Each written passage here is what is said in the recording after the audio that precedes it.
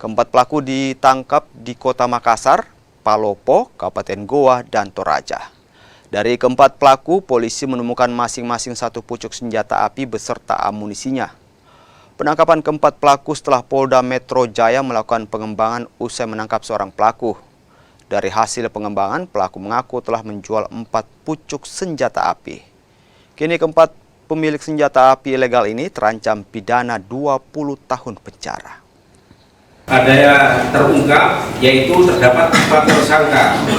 Hasil pengembangan dari penangkapan saudara HY Goa oleh Polda Metro Jaya beberapa waktu yang lalu, yang diantaranya masalah senjata api ilegal, yaitu yang pertama tersangka MM, umur 35 tahun, wira swasta, Somba Oku, Kabupaten Goa, dengan membeli senjata tersebut 15 juta dengan barang bukti senti merek Baikal 1 pucuk, magazen 1 buah, holster 1 buah, amunisi tajam.